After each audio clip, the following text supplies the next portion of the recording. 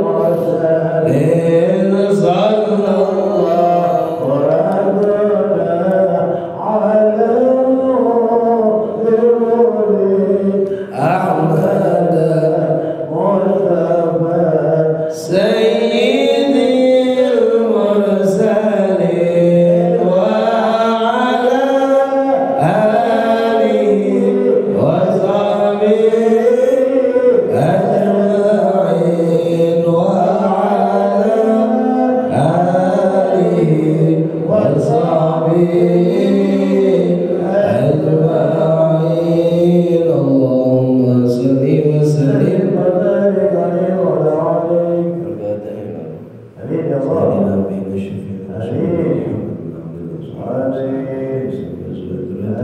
أجمعين وإلى أرواح الأولياء والشهداء والصالحين والأئمة المجتهدين جميع القراء والمخلصين والعلماء العاملين السادة الشفيع أجمعين إلى أرواح ساداتنا من ساداتنا علي بعلمي إلى رأي خصوص صاحب الكتاب الإمام الحبيب سيد أحمد بن عمر الشاطبي سيد محمد بن أحمد عمر الشاطبي إبراهيم على الشيخ الإسلام بن عمر الشاطبي أولادي خاص صاحب الحسن بن مسعود بن عمر الشاطبي بن عبد الرحمن بن شهاب الدين سوري مولاه بن علي الحسن بن علي محمد الحبشي سوري مولاه بن البخاري شغله مولى من الرحيم على الوجه شروع صلاه مولى إلى الرحيم شيخ مزار المعطل محمد بن عطاس محمد الزواج محمد بن عبد الحميد وصوله مولى وإلى رمال مجد أرمك تمر بيجي بمسلمين أنا من جمال وإلى ربك محمد سقي وإذا جلت زبي وصول إبراهيم ووالدينا ووالديكم أمتكم المسلمات المؤمنين والمؤمنات من عمر هذا المسجد سابقا ولاحقا أن الله تغشاهم بالرحمة والمغفرة ويذبلهم بالجنة. الفاتحة.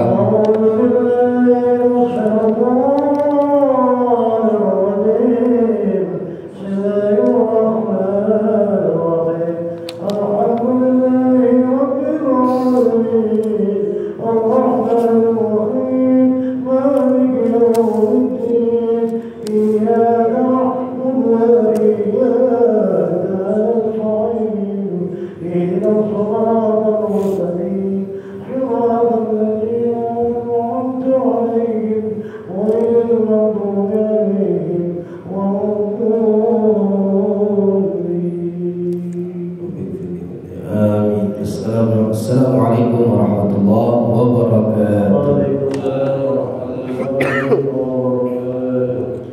Bismillahi walhamdulillah wassalatu wassalamu ala sayyidina rasulillah wa alihi wa sahbihi wa man wala la hawla wa la quwwata illa billah amma ba'du.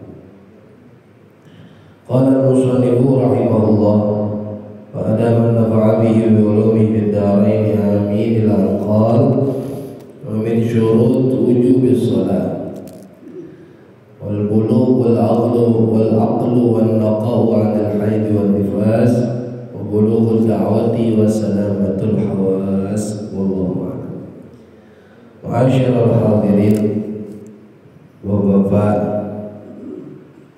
saudara segenap jamaah Masjid Jami Ar-Raudhah rahimahumullah, yang mudah-mudahan kita semua yang hadir dimuliakan oleh Allah Subhanahu wa taala, diberikan panjang umur, sehat walafiat. Amin ya rabbal alamin. Alhamdulillah,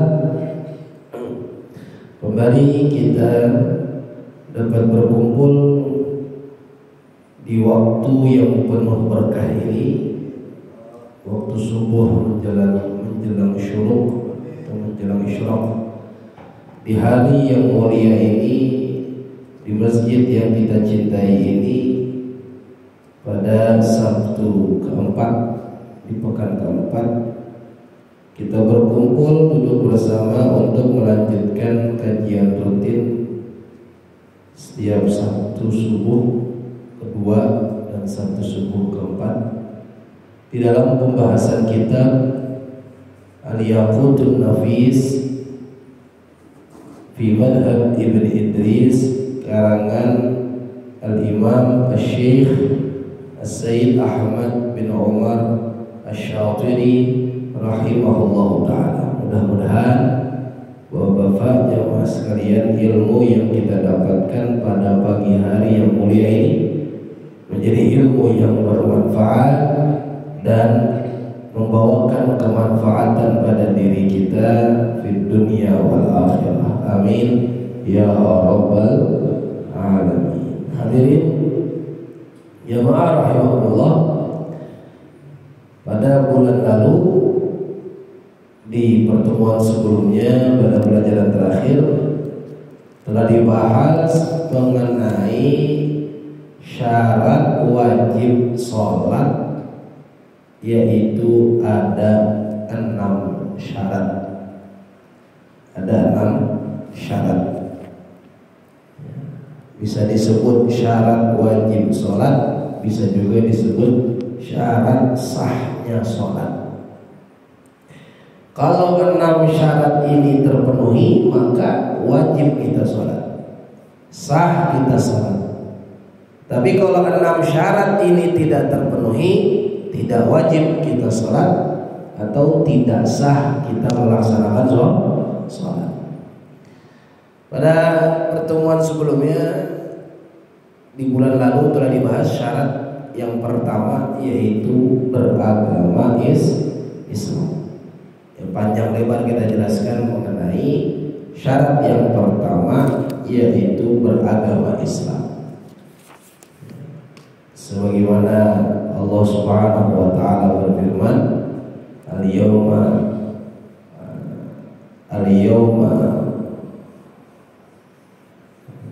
apa ayatnya?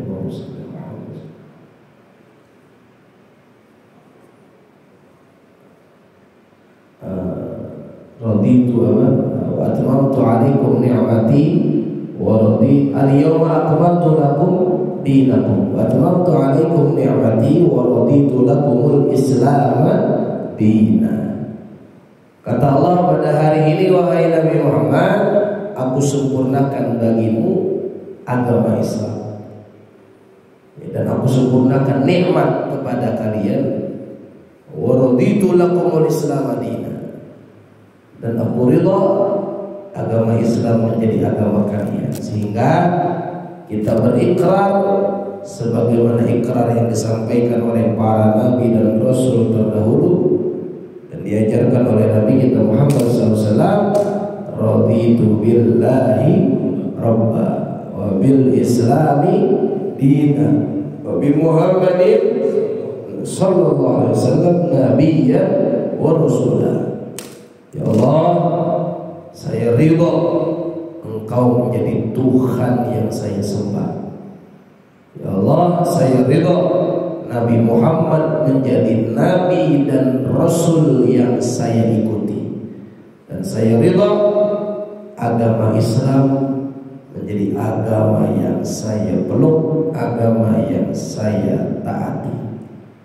Nah, ini adalah mengenai syarat yang pertama, yaitu beragama Islam.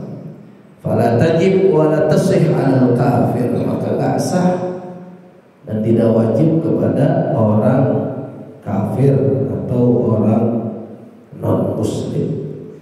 Nah, ini adalah yang pertama. Yang kedua, daripada syarat wajib salat atau syarat sahnya salat, Bapak-bapak jemaah sekalian, adalah al-bulugh, yaitu sudah baligh. Ditambah syarat yang ketiga al-aqlu, yaitu sudah berakal.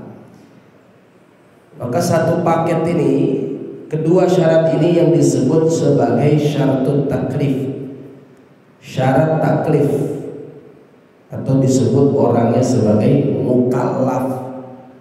Yang disebut sebagai mukallaf, pakai kaf, mim, kaf, lam, fa, mukallaf. Kalau pakai hamzah atau pakai alif, mu'allaf. Mu'allaf berarti apa? Orang yang baru masuk Islam. Tapi kalau mukallaf ay al-aqil al-baligh. Yang dimaksud mukallaf adalah orang yang sudah balik dan sudah berakal.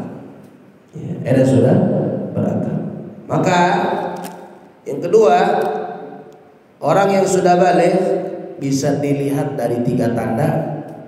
Sudah kita bahas tuh Pak di pengajian atau di kajian kitab Risalatul Jami'ah dulu di pembahasan Thaharah. Daripada tandanya balik, yang pertama laki-laki al-ihtilam, mimpi basah, au kharajal mani, keluarnya cairan sperma. Yang kedua bagi perempuan kharajal haid, keluarnya darah haid, menstruasi. Ini bagi yang mimpi basah dan menstruasi, biasanya di usia 9 tahun.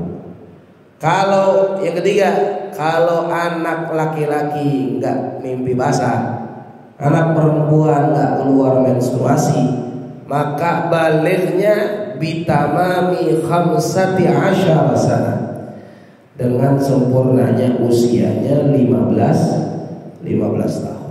Qamariyatan, ya, takribiyatan, itu 15 tahun secara tahun Hijriah, bukan tahun Masehi. Nah, ini adalah tanda balik, ya, tanda balik. Maka kharaja bihi, pengecualian, fala tajibu ala sobi, maka tidak diwajibkan atas anak kecil yang belum balik. Lakin akan tetapi yajibu ala waliyin amarahu an ya'murahu biha lisab'in.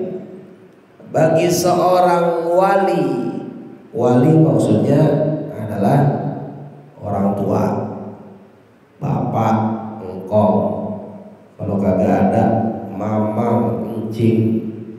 Maka bagi seorang wali si anak untuk memerintahkan sholat kalau dia berumur 7 tahun. Wa yadribahu ala tarkiha wa huwa ibnu asyar. Dan kalau anak 7 tahun disuruh sholat kagak mau, kagak boleh dipukul tuh Pak. Anak kita, cucu kita, cuman bolehnya dijazer, tahdid, bolehnya diancam aja, digeretak. Kamu kalau nggak sholat masuk neraka, atau kamu kalau nggak sholat nggak bapak kasih jajan. Nah, itu namanya tahdid. Jadi ngasih peringatan itu boleh. Tapi kalau anak 7 tahun kagak sholat, kagak boleh dipukul. Ya, kagak boleh dipukul. Tapi kalau udah usia 10 tahun disuruh sholat masih kagak mau sholat, boleh bagi bapaknya atau yang mengurusinya memukul anak tersebut darbatan ghaira mubarrihin, dengan pukulan yang tidak terlalu keras, pukulan yang tidak sampai ke dalam daging, pukulan yang tidak sampai menyakiti anak tersebut. Ya, kira-kira disentil begitu Pak ya. Ya, disentil sakit ya kira-kira ya. Sedang dah ya, sedang bapaknya ya, sedang. Disentil, dijewer. Kalau zaman dulu tuh waktu masih kecil sama guru madrasah, cambangnya dicabut begitu, bulu kaki dicabut, itu kan berasa tuh. Berasa. Ya begitu. Ya, hukuman-hukuman ringan lah. Ya, jangan pakai rotan atau pakai gantungan baju yang besi disabet itu anak, itu jangan. Nah, itu berlebihan. Ya pokoknya pukulan yang kagak sampai anak tersebut terlalu kesakitan. Ya, ini zaman dulu nih, didikan orang dulu. Ya, kalau bocah sekarang ya bisa kagak keluar kamar 3 hari 3 malam kalau dipukul sama orang tuanya. Padahal pukulnya itu bukan karena benci, tapi pukulnya itu karena sayang. Dan itu Nabi yang nyuruh. Ya, yu'maru sabiyyu li sab'in wa yudrabu li 'ashrin. Nabi bilang, perintahkan anak kalian buat sholat kalau usianya 7 tahun. Tapi kalau dia kagak mau sholat jangan dipukul. Nah, kalau usianya udah 10 tahun silakan kalian pukul, silakan kalian hukum, tapi dengan hukuman yang tidak terlalu berat atau pukulan yang tidak terlalu menyakitkan, pukulan yang ringan-ringan saja. Itu kalau anak usia 10 tahun kagak sholat. Lah bagaimana kalau anak usia 30 tahun masih kagak mau sholat? Enak diapain tuh kira-kira? Enak diapain Pak? Ya, cemplungin aja ke empang ya. Nauzubillah min dzalik. Ini kan jadi problem ya di setiap keluarga. Kalau ada satu anggota keluarganya yang kagak sholat, bingung, dinasihatin udah Ustaz, diajak ke masjid udah, diomelin udah, dihukum udah, tapi tetap kagak mau sholat. Bagaimana Ustaz? Tawakkaltu 'ala Allah. Udah pasrahin dah ke Allah. Tetap kita berdoa, Allahumma inna nas'aluka taufiq wal hidayah. Ya Allah, saya masih butuh untuk minta kepada Engkau, memohon taufik dan hidayah, khususnya kepada anak saya atau anggota keluarga saya. Dan jangan tinggalin doa tuh Pak. Rabbi ja'alni muqimas shalah wa min dzurriyyati rabbana wa taqabbal doa. Ya Allah, ya Rabb, jadikan saya, jadikan keluarga saya orang-orang yang istiqomah menjaga sholat 5 waktu. Ya Rabbana wa taqabbal doa, dan terimalah doa-doa dan munajat kami ya Allah. Nah ini adalah yang kedua. Jadi kalau anak udah balik, ya udah wajib sholat. Kadang-kadang miris zaman sekarang nih Pak, udah kuliah aja masih nggak paham kalau sholat itu wajib. Ini jadi problem sekarang. Saya banyak murid-murid anak-anak usia remaja, khususnya anak kuliah ya, pas ketemu diskusi lah, saya tanya sebelum mau diskusi agama, saya tanya udah sholat zuhur belum? Dia bilang zuhur kagak wajib Ustaz. Setahu saya yang wajib maghrib, isya, subuh. Kata saya anak blegede ini bocah dia. Iya anak ya kurang asem ini anak. Jadi zuhur sama asar ketika kagak wajib. Yang wajib maghrib, isya, subuh. Innalillahi wa inna ilaihi raji'un. Padahal Allah Subhanahu wa taala sudah menyatakan di dalam Al-Qur'an Al-Karim, innas salata 'alal mu'minina kitaban mawquta. Salat yang diwajibkan kepada orang-orang beriman itu sudah tertentu waktunya, yaitu 5 waktu. Ya maka dari itu Bapak-bapak jamaah sekalian, jangan pernah bosan untuk selalu ngingetin anak-anak kita. Maka kalau sholat aja bagi anak-anak belum wajib, ibadah yang lain pun sama. Ya ibadah yang lain pun sama. Seperti apa? Puasa. Ya anak kecil kagak wajib puasa. Ya sebetulnya tradisi kita ngajarin anak kita yang kecil, cucu kita yang kecil, yang usia 5 tahun, 6 tahun, 7 tahun, 8 tahun untuk puasa Ramadan dengan cara setengah hari. Ya memang gak diajarin di dalam hadis, gak diajarin di dalam kitab-kitab fikih, tapi itu adalah tradisi yang baik. Itu adalah membabit tarbiyatul hasanah, daripada metode pendidikan yang baik kepada anak untuk membiasakan anak tersebut beribadah kepada Allah Subhanahu wa taala. Jadi puasanya setengah hari. Itu khusus untuk si anak. Jangan ntar bapaknya karena anaknya saban Ramadan puasa setengah hari, bapaknya ikutan juga. Nauzubillah. Jadi anaknya tidak wajib puasa, tapi kalau orang tuanya mau mendidik, mau mengajarkan, mau membiasakan supaya dia bisa puasa Ramadan ketika besar, itu puasa setengah hari ya, atau puasa jam sekian boleh makan, jam sekian kagak boleh, jam sekian boleh minum, jam sekian nggak boleh. Itu nggak apa-apa ya, itu nggak apa-apa. Kemudian anak kecil nggak wajib zakat, baik zakat fitrah maupun zakat mal. Zakat fitrah yaitu beras di akhir Ramadan 3,5 liter. Kalau zakat mal, zakat perdagangan, zakat emas perak. Emang ada Ustaz anak kecil yang punya harta yang banyak? Ada. Ya, kalau seumpama maaf orang tuanya secara serentak meninggal dunia, orang tuanya ninggalin harta yang banyak, maka ini anak kecil punya harta. Nah, kalau anak kecil ini punya harta, enggak langsung dizakatkan. Ya, seumpama anak yatim piatu tuh Pak, kontrakan 10 kan gitu. Ya, investasi orang tuanya banyak di mana-mana. Itu kalau dia masih kecil, dia belum wajib tuh untuk melaksanakan kewajiban ya zakat dan sebagainya. Ditunggu sampai dia besar. Makanya dalam masalah anak kecil yang mempunyai harta itu ada bab khususnya. Ya, nanti di bab muamalat ada namanya bab mahjur alaih.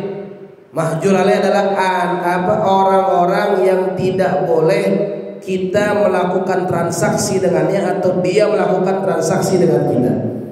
Di antaranya adalah orang gila, ya, pasti. Ya, jangan COD-an sama orang gila gitu, sama ODGJ nggak bisa, nggak sah. Terus yang kedua apa? Anak kecil, ya, anak umur 3 tahun atau umur 4 tahun baru bisa ngomong, tapi juga belum jelas ngomongnya. Kadang-kadang sama bapak mamanya disuruh ke warung, itu juga sebetulnya kurang baik tuh. Dalam hukum fikih, dalam pandangan agama, kalau anak masih kecil banget, jangan disuruh bertransaksi. Karena anak ini akalnya belum sempurna. Bisa jadi dia ditipu, bisa jadi dia bohongin. Atau kalau yang penjualnya orang baik, orang jujur, bisa jadi tuh orang yang jual kagak ngerti maksud tujuan si anak. Walaupun kadang-kadang emaknya pinter, ditulis di kertas kecil, nih yang dibeli ya bang atau cok atau om, yang dibeli om minyak, beras, ini udah dicatat. Cuma tetap aja namanya anak kecil itu min mahjur alaih, termasuk orang yang tidak boleh kita bertransaksi dengannya atau dia bertransaksi dengan kita, itu kagak boleh. Itu dalam aturan agama. Ya maka ya solusinya ya anak kecil jangan disuruh belanja. Ya anak kecil jangan disuruh belanja. Itu yang kedua. Yang ketiga, daripada orang yang dilarang bertransaksi adalah orang yang sedang mengalami failit atau bangkrut, itu pun sama. Jadi itu ada di dalam bab muamalah. Maka puasa, sholat kagak wajib, puasa kagak wajib, zakat kagak wajib. Yang wajib siapa? Yang wajib menzakati adalah orang tuanya. Jadi yang ngezakatin itu anak, ya bapaknya. Kalau nggak ada engkomnya, kalau nggak ada pamannya, ya kalau nggak ada, ya terus cari keluarganya. Ya maka setiap kita bapak asal masuk Ramadan, udah di akhir Ramadan, maka yang harus diingat mengeluarkan zakat fitrah bagi diri sendiri dan bagi keluarga yang ditanggung nafkahnya. Ya kalau yang ditanggung nafkahnya selain istri ada anak masih kecil-kecil. Kalau anak udah besar, apalagi udah punya penghasilan sendiri, itu anak ya bayar sendiri.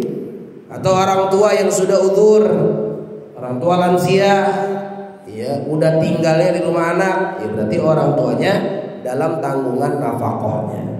Ya maka itu adalah mengenai syarat yang kedua, yaitu bulugh atau baligh.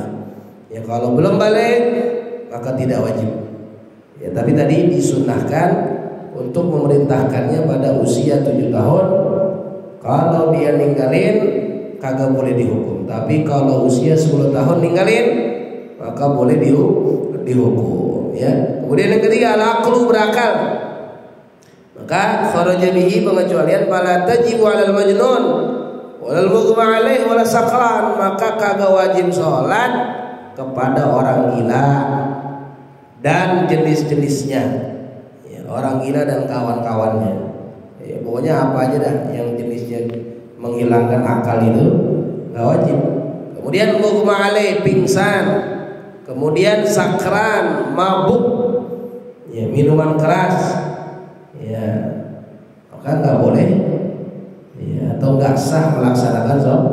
Nggak sah melaksanakan sholat. Jadi orang Yang ODGJ, ya, yang gila beneran Pak, ya, yang bukan yang pura-pura gila. Kan ada yang pura-pura gila, ada. Ya, pura-pura gila karena nggak diterima sama calon kekasihnya gitu, sama calon istrinya atau sama keluarga calon istrinya nggak diterima, pura-pura gila. Nah, tetap wajib sholat yang model begitu. Tapi kalau yang betulan hilang akal, ya, dengan segala jenisnya, walal mughma alaih, dan juga orang yang pingsan dan orang yang mabuk minuman keras, begitupun orang yang ketergantungan obat. Artinya kalau sakaunya lagi datang, ya, kalau sakaunya lagi datang, itu kan kalau orang yang ketergantungan obat luar biasa, dampaknya sangat-sangat negatif, ya, sangat-sangat negatif. Ya, makanya kesian sebetulnya yang anak-anak pecandu itu, dia kan korban, ya, korban pergaulan, korban broken home, korban lingkungan yang nggak sehat, ya kan? Ya, artinya kita nggak nyalahin dia 100%, tapi kan ada faktor X-nya. Yang salah itu bandarnya, yang salah itu lingkungannya, yang salah itu keluarganya yang tidak bisa mengawasi dengan baik dan sebagainya. Ya, makanya saya setiap minggu itu di hari Jumat sore saya ada kajian Pak, khusus jamaah yang memang dia ketergantungan obat. Itu sekali datang itu ada 70 orang tuh. Bahkan minggu kemarin aja sudah 88 orang. Ya, itu jamaahnya tuh itu ketergantungan obat semua. Dari yang ringan sampai yang berat. Makanya saya ditanya sama pengurusnya, Ustaz, ini nama majelisnya apa? Nama pengajiannya apa? Saya bilang, namain Majelis Taklim JSK.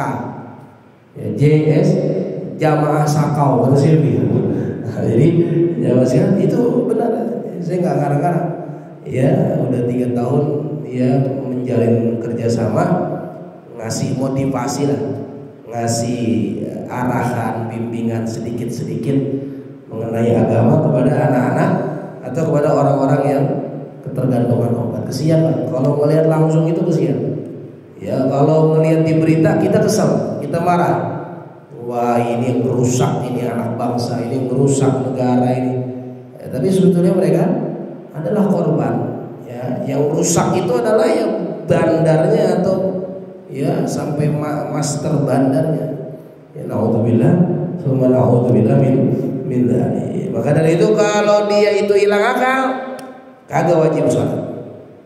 Ya, hilang akal, kagak wajib sholat. Ya, maka dari itu kita yang akalnya sehat, Allah berikan kesehatan akal, Allah berikan kesehatan pikiran, maka jangan sampai kita lengah atau lalai sampai berani meninggalkan sholat. Ya, mudah-mudahan kita selalu diberikan kesehatan akal, kesehatan pikiran, kesehatan hati, kesehatan jasmani dan rohani. Amin ya rabbal alamin. Kalau hati udah sehat, akal ikut sehat. Kalau hati sakit, bisa jadi akal sakit. Naudzubillah, tsumma naudzubillah min dzalik. Ya, contoh kalau hati sakit, akal ikut sakit. Ya, jadi akalnya kurang berfungsi. Makanya ada cerita tuh Pak, ya di zaman dulu tuh, ya, cerita anekdot. Ada seorang adzan, ya adzan subuh jam 2 malam. Adzan subuh jam 2 malam. Allahu Akbar, Allahu Akbar. Jam 2 malam. Subuh jam 4. Dia jam 2 udah adzan. Kagak biasanya. Ramai orang sekampung datang ngelihat, loh, apa-apaan ini? Adzan subuh jam 2 malam, orang masih tidur aja. Ya, orang masih tidurnya. Akhirnya digeruduk, ditegur. Lu apa-apaan Bang? Adzan subuh jam 2 malam, subuh jam 4 lewat, kecepatan lu nih. Ya, dasar gila lu, katanya gitu. Akhirnya kayak kata yang ajar ngomong begini Bang, yang gila gua apa lu, katanya gitu. Lu gua adzan jam 4 kagak ada yang datang ke masjid, giliran jam 2 malam rame-rame datang ke masjid, begitu katanya. Nah, yang gila gua apa lu, katanya. Nah, ini sebagai contoh ya, Bapak jamaah sekalian. Tapi ini nggak boleh dipraktekkan ya, Bang Anas dan para muadzin jangan dipraktekin.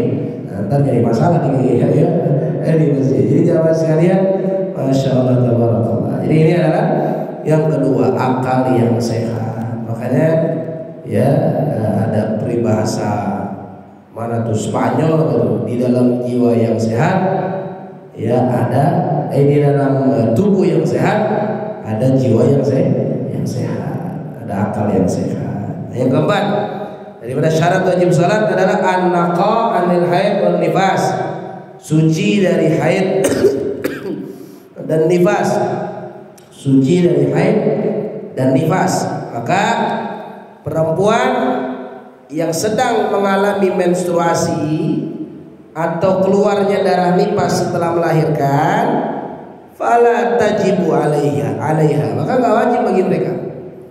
Kalau maksain sholat, perempuan nih bang, bini kita maksain sholat, kagak bang, pokoknya saya mau sholat, biar kata lagi keluar juga, biar kata lagi datang bulan juga, saya tetap mau sholat.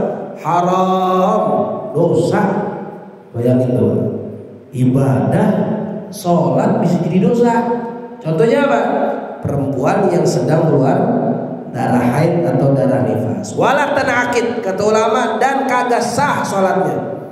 Masya Allah ya, li'annaha talabbus bi'ibadatin fasidah, karena dia sengaja melakukan ibadah yang cacat, ibadah yang tidak diakui dalam agama, yaitu sholatnya perempuan yang sedang haid nifas, sedang keluar darah menstruasi. Sebab dia lagi dalam keadaan kagak suci, dia lagi dalam keadaan hadas besar. Kalau dia maksain salat, ya maka dia berdosa dan kagak sah salatnya. Jadi enak betul beragama, nggak semuanya ibadah itu dibolehkan, ada ibadah yang kagak boleh. Ya itu tadi, itu salatnya perempuan yang keluar haid dan nifas. Adapun masalah qadha-nya, kebanyakan ulama mengatakan kalau perempuan yang haid, kalau qadha sholat nih masalah apa? Qadha sholat 7 hari dia mens, datang bulan, atau paling maksimal 15 hari, paling cepat sehari semalam. 7 hari dia mens atau dia menstruasi atau dia haid, maka hari ke-8 udah suci. Apakah dia wajib mengqadha 7 hari itu? Jawabannya tidak wajib diqadha. Dalilnya mana? Dalilnya dari Sayyidah Aisyah radhiyallahu anha. Beliau berkata kepada perempuan-perempuan di Madinah, "Kunna nu'maru biqadha'is shiyam wala nu'maru biqadha'is shalah." Kami ini perempuan-perempuan muslimah, mukminah, hanya diwajibkan mengqadha puasa, tapi tidak diwajibkan mengqadha salat. Nah, ini min hikmatut tasyri'. Min hikmatit tasyri', dari hikmah penetapan syariat. Kalau qadha salat enggak wajib bagi perempuan, tapi kalau qadha puasa tetap wajib. Kenapa kok puasa wajib qadha, salat kagak wajib qadha? Kira-kira kenapa tuh Pak jawabannya? Dijawab oleh Syekh Al-Bukhari. Bukan Imam Bukhari, bukan, tapi ada namanya seorang ulama, Syekh Al-Bukhari, dalam kitabnya Hikmatut Tasyri', hikmah atau alasan penetapan syariat. Kenapa perempuan yang menstruasi atau yang nifas dia kagak boleh puasa, dia kagak boleh sholat, dan setelah sucian dia hanya mengqadha puasa tapi tidak mengqadha sholat? Jawabannya karena agama tidak ingin memberatkan kaum wanita, tidak ingin menyusahkan kaum perempuan. Kalau puasa sifatnya setahun sekali, wajibnya hanya 30 hari. Kalau 30 hari dia datang bulan cuma 7 hari, dia masih puasa 23 hari atau 26 hari. 23 hari. Iya betul, 23 hari. Iya, atau 22 hari. Maka ketika lebaran sudah selesai Ramadan, dia qadha.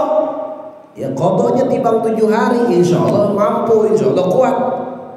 Kecuali yang memang tidak diwajibkan qada, seperti orang tua, lansia yang udah nggak sanggup ngapa-ngapain, itu kagak wajib qada, tapi tetap bayar fidyah 1 hari 1 liter. Ya pokoknya kalau bayar fidyah puasa, ingetin tuh Pak, sehari 1 liter. Tapi kalau kata orang tua saya, kata guru kita almarhum Abu Yagi Haji Nur Ali, kalau pengen fidyah puasa boleh, emang wajibnya itu sehari 1 liter. Seumpama kalau ibu hamil menyusui atau habis ngelahirin, ya sebelum Ramadan ngelahirin, jadi Ramadan nggak bisa puasa full 30 hari. Maka ntar setelah Ramadan kalau dia udah sehat, udah normal lagi, udah selesai nifasnya, dia wajib qada puasa 30 hari. Ya, dia wajib qada puasa 30 hari. Ya, dan fidyahnya berarti kalau 30 hari ya sama dengan 30 liter makanan pokok atau beras, ya. Itu adalah qada puasa dan fidyah. Tapi kalau kita pengen bayar fidyah, ya kata saya punya orang tua, jangan timbang beras doang. Kalau kita pengen bayar fidyah, kalau 30 hari umpama nih, ya istri kita atau anak perempuan kita yang habis hamil melahirkan, maka 30 liter plus sembakonya kalau sanggup. Jadi jangan beras doang kayak zakat fitrah gitu Pak, tapi tambahin dengan sembako. Mama kalau ngasih seumpama 30 liter dibikin untuk 10 orang. Jadi 30 liter nggak harus 30 orang, kan? 30 liter misalnya kita bagi jadi 10 orang, berarti satu orangnya dapat berapa? 3 liter beras. Sama indominya 5 bungkus, sama telurnya setengah kilo. Oh gila, luar biasa itu. Orang-orang fakir miskin. Jadi ini adalah mengenai kenapa qada puasa tetap wajib, tapi kalau qada sholat tidak, karena agama tidak ingin memberatkan kaum wanita. Kalau dia disuruh qada sholat, saban bulan dia ninggalin sholat minimal paling standarnya 6 hari 7 hari. Kadang-kadang ada perempuan yang haid itu sampai 15 hari. Bayangin kalau tiap bulan 15 hari kali setahun, ya kali 10 bulan aja udah 150 hari. Dalam satu hari ada 5 sholat. Berarti kalau 100 hari aja udah 100 kali 5, 500 waktu sholat. Bayangin Pak. Tambah 250, 750 waktu sholat. Apakah kagak kelengar itu bini kita? Kalau diwajibin mengqada sholat. Nah inilah syarat yang keempat, suci dari haid dan suci dari nifas. Hanya saja saya ingin ngingetin bahwa Bapak kalau yang istrinya ya seumpama masih mengeluarkan menstruasi, kalau itu perempuan haidnya berhenti sebelum ya waktu sholat habis, seukuran dia bisa melaksanakan sholat, maka nanti wajib diqada sholatnya. Jadi contoh nih, ya dia kelar haidnya sekarang nih jam 5 lewat hampir lewat 15. Keluarnya subuh seumpama jam 5 lewat 20, berarti 5 menit lagi. Ternyata haidnya berhenti, sucian dia. Atau sebaliknya, tadinya dia sucian, kemudian tiba-tiba keluar haid. Maka sebelum waktu sholat keluar, kalau haidnya berhenti atau dia tiba-tiba ada jadwal datang bulannya datang atau haidnya datang, maka dia wajib mengqada sholat subuh. Ya, Bapak gampang tadi ya, kalau dia umpama lagi haid kayak tadi nih jam 5.15 tiba-tiba berhenti, masih ada waktu sholat subuh. Tapi kan dia perempuan, dia harus mandi dulu, dia harus bebersih dulu. Maka sekiranya selesai darah haidnya seukuran bisa melaksanakan salat, maka dia wajib qada salat. Jadi ntar kalau udah mandi, kalau udah sucian, kalau udah bersih, maka dia qada subuh tuh. Kenapa? Karena tadi berhenti darah haidnya itu sebelum keluarnya waktu. Nah kalau waktu jamak, seumpama isya sama asar, kalau umpama sebelum keluar waktu isya, seumpama jam 4 pas tadi, tiba-tiba haidnya berhenti, maka setelah dia mandi besar, setelah dia sucian, dia wajib mengqada isya plus maghribnya. Itu namanya waktu yang dijamak. Begitupun asar, sebelum datang maghrib haidnya berhenti, haidnya selesai, maka dia akan mandi besar dan dia sucian bersih, maka dia wajib mengqadha asar plus zuhurnya. Ini kira-kira udah pernah dijelaskan belum nih Pak? Ini penting banget soalnya. Banyak bapak suami-suami kagak ngerti masalah begini. Istrinya bingung, suaminya kagak ngerti. Akhirnya istrinya selalu ninggalin sholat. Padahal ada sholat yang wajib dia qadha. Nah, itu salah satu perempuan tetap wajib qadha sholat, itu salah satunya. Kenapa? Karena udah berhenti darahnya. Kalau udah berhenti darahnya berarti kan syarat wajib tadi berlaku. Artinya itu perempuan dalam keadaan suci, maka dia wajib sholat. Itu hanya itu saja tuh. Perempuan haid yang wajib sholat ketika haidnya berhenti dan waktu sholat masih tersisa, maka dia wajib untuk mengqadha sholat. Itu namanya masalah zawalul mani', hilangnya penghalang dalam sholat, yaitu tadi berhentinya darah haid ketika waktu sholat masih ada. Ini yang keempat ya. Yang kelima, bulughud dakwah, sampainya dakwah. Mungkin sampai poin yang keempat atau syarat yang keempat, dan ini masih panjang lagi ya. Mungkin seperti biasa ya, setiap kajian kita buka forum tanya jawab atau bab majelis mudzakarah ya, kita buka mudzakarah bagi bapak-bapak yang ingin bertanya masalah ya ibadah sholat atau masalah agama yang lainnya, disilakan. Kalau ada pertanyaan ya disilakan mengenai bab ini atau mengenai masalah yang lainnya ya, disilakan. Tafadhol.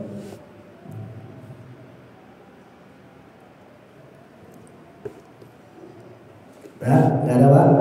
Alhamdulillah ya. Emang kalau pagi begini luar biasa. Kalau belum ketemu kopi ini rasanya berat, mata dibayar, masya Allah ya.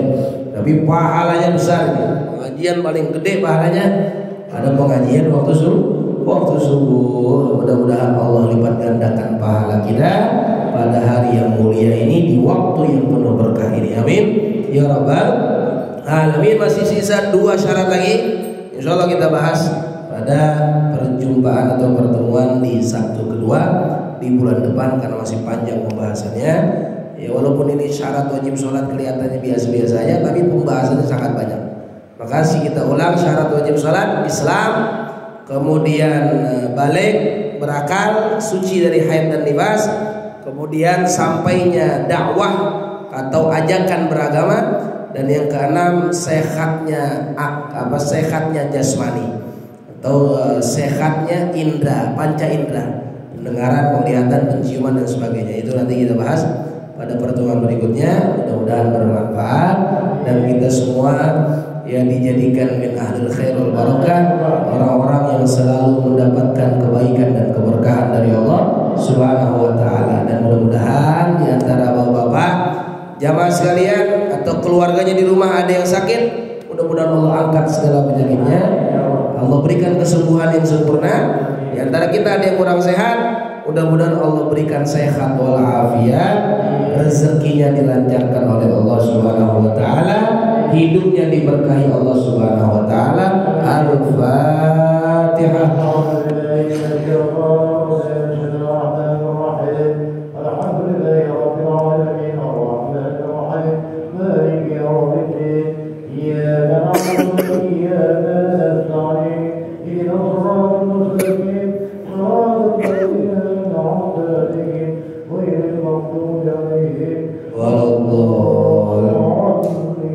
Amin. Dan jangan lupa Bapak-bapak jamaah sekalian, sebagaimana yang sudah saya umumkan pada bulan lalu di minggu keempat ya, saya mengundang untuk Bapak-bapak menghadiri peringatan Maulid Nabi besar Muhammad SAW di kediaman kami, di majelis peninggalan orang tua kami, Majelis Ta'lim Al-Barakahul Khair. Insyaallah akan diadakan pada 2 minggu ke depan, yaitu tanggal 7 Desember 2024 ya. Pada tanggal 7 Desember 2024 yang saya umumkan 2 minggu lalu Pak, bukan bulan kemarin Pak, 2 minggu lalu pada Sabtu kedua. Maka yang diharapkan Bapak-bapak kehadirannya, mudah-mudahan semuanya sehat, afiat, tidak ada halangan, dan juga saya minta doanya mudah-mudahan diberikan kemudahan dan kelancaran oleh Allah Subhanahu wa taala. Dan mungkin di antara Bapak-bapak ada yang ingin ikut berpartisipasi, kami membuka pintu-pintu kebaikan. Silakan ya, boleh langsung ke saya atau ke Bang Anas atau ke ya pengurus ya masjid dan sebagainya. Ya, dengan niat mudah-mudahan segala hajat bapak-bapak sekalian, harapan munajat segera dikabul oleh Allah Subhanahu wa taala dengan keberkahan Nabi Muhammad sallallahu alaihi wasallam. Doakan bapak-bapak mudah-mudahan acaranya diberkahi oleh Allah, acaranya dimudahkan tanpa ada halangan sedikit pun. Amin ya rabbal alamin. Qala Rasulullah sallallahu alaihi wasallam, "Afdalu ma qultuhu ana wan nabiyyuna min qabli, la ilaha illallah,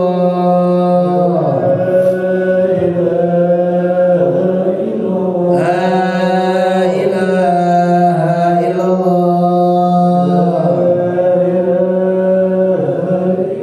la ilaha illallah,